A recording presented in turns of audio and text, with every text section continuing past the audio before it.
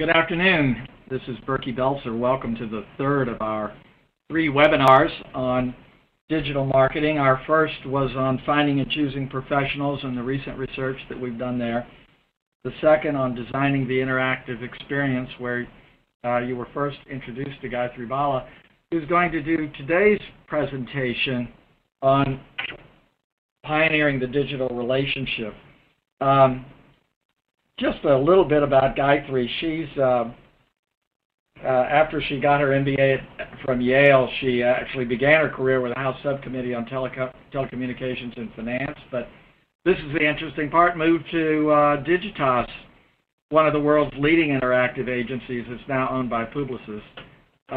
While she was there, she led teams in digital engagements for major investment banks like Morgan Stanley and healthcare concerns like Pfizer, GlaxoSmithKline, Roche, Siemens, and others, and also retailers like Donna Karan and Macy's. And just a really interesting career with Digitas and other interactive agencies. And I really believe that you're going to be interested in what she has to say today. She's the real deal. She knows what she's talking about, and we're all learning from her. And so I will, for that, hand it over to you, Gayatri. Great. Well, thanks so much, Berkey, for the introduction. Welcome, everyone, today. We hope that you've enjoyed the first 2 parts of the webinar. If you happen to have missed them, not to worry. You can actually tune in to, we have posted both of those webinars on our YouTube channel. Those actually contain the audio as well as the slides shown.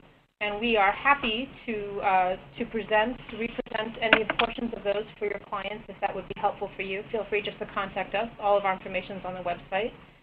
And today, as is in times the other previous webinars, we will be accepting questions. You can reach us a number of ways.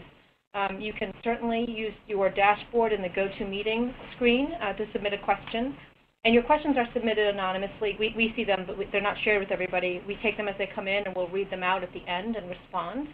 So you don't need to worry about any of that. We will also be taking, here we are. Sorry, I actually have a slide on this. You can also post questions to our Facebook page or to our Twitter page. Or even if you're on Twitter and just want to use the hashtag GBLTD, you can do so. And finally, for those of you who are a little bit more old school, we will also accept questions via email, and my email address is there. It's also in the footer of all the slides. So we encourage you, please, to ask questions, and it will make this webinar a lot more engaging and tailored for your particular needs. So today, we want to talk with you about pioneering the digital relationship. And really what you've seen, and as Berkey had spoken about in the first webinar, finding and choosing professionals online, we've seen the unfettered rise of digital in the world today in all manner, both B2C as well as B2B.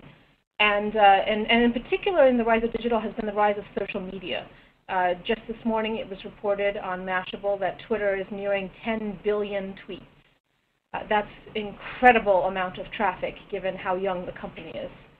And this unfettered rise of digital has brought staggering shifts in consumer and professional behavior. And I've been told I'm probably not quite loud enough, so let me dial up the volume a little bit. Along with this so the shifts in the behavior have really also, what that means for us is that building relationships becomes more critical as the media landscape becomes increasingly fragmented and cluttered. So not only do you have more channels and more ways to communicate, you now have the analogy to the highway. There's a lot. It's rush hour. There are a ton of cars on the freeway, and getting your message heard can be that much more challenging. So, but in that wake, however, relationships become key. So today we're going to talk a little bit about how digital has shaped a new market reality for our clients. And we're going to share with you 3 scenarios that we've adapted for digital. These are around an event marketing scenario, penetrating a new industry, as well as introducing yourself in a new geography. And finally, we'll share tips for using some of these new channels. To be fair, we could spend an entire webinar just devoted to any one of the social media outlets, but we're going to attempt to summarize them and give you some actionable tips to help you at the end of today's seminar. So talking about the new market reality, it used to be that you had a constellation of elements surrounding your brand. So your brand's in the center. You had journal ads, conferences and events that you attended. You've got brochures, marketing brochures, things in your lobby, things you share at those conferences, and you had your website. And that's all well and good. But today, we can look to a lot more stars to help us navigate the new market reality. So today, in addition to your website, journal ads, brochures, and conferences, you can layer in search, both paid search and natural search, or SEM and SEO, if it's often referred to. Online social media networks. You can add in there blogs and wikis. You can add in there alumni networks. These are most often we see them through LinkedIn. And also you've got a multitude of association and membership organizations in the space in which you play. And they've got their own websites, blogs, wikis, etc. So you've got a lot more tools to help you navigate, and that's an excellent thing. But normally when people talk about wikis, blogs, and the like, they talk about it in the terms of the latest widgets. And it's not about that. It's not about the latest whiz-bang gizmo. It's not about what's new for the sake of being new. Rather, it's about being where your customers and prospects already are. So in our first webinar, we shared data on finding and choosing professionals online that showed any number of data points about where folks are going and as they search for B2B services, where they're looking, how they rely upon the web not only to identify but to validate their choices. And just some of the data that we shared in that first webinar, one of the questions we asked was, what has changed most about the way in which you find and choose professionals in the last 5 years? And you can see by overwhelming majority, 27% say more information is available on the internet, and 16% say there's an increased use of and dependence on the internet. One of the most important statistics we found was that 28% of those who we surveyed said that they put a firm on their short list based on what they found about a firm online. So your site matters, and your site matters, but it's not just a website, it's a web presence, and it's that bigger picture. And we spoke at length about that in our second webinar. The good news is that in all of the multitude of options that you have out there and all of the vast number of channels that you have, it used to be that you would put something out there and you wouldn't necessarily know how it performs. There are no black holes, not in the digital space. Everything that's done digitally can be measured. And that helps us as marketers to justify the investment and the time spent in using these channels. It means that in the variety of things that we have at our disposal, we need to be able to track and monitor the various orbits, if you will, of the new digital elements in the solar system or this constellation.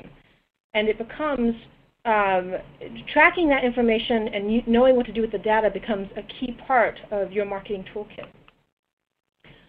So if you think about your clients, your prospects, your customers in the center, our goal is to create a surround sound effect for them.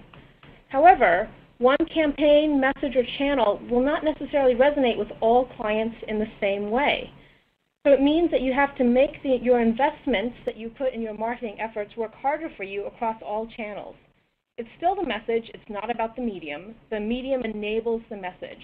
So, and as marketers, you don't need to worry too much about the medium. As long as you've got your message out there and it's clearly tuned to the offering that you have and to your brand positioning, you can focus on that message.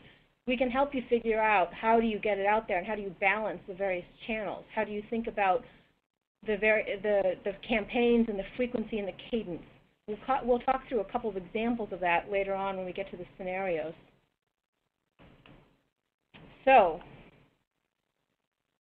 is it costly? I think a lot of people think that.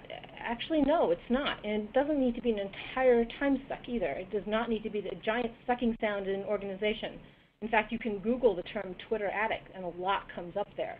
It does not need to be so. To be fair, there's a lot of wasted time and money on Twitter. But that's not necessarily does not necessarily need to be the case. And when we get down to our scenarios as well as to the tips for each of the channels, we'll share with you some of the tactics we've used and seen used successfully to better manage your time in that investment. So the cost is not great. It's really about leveraging. It's leveraging your investment across digital channels to amplify the message. And that's really what it's all about. It's about that amplification.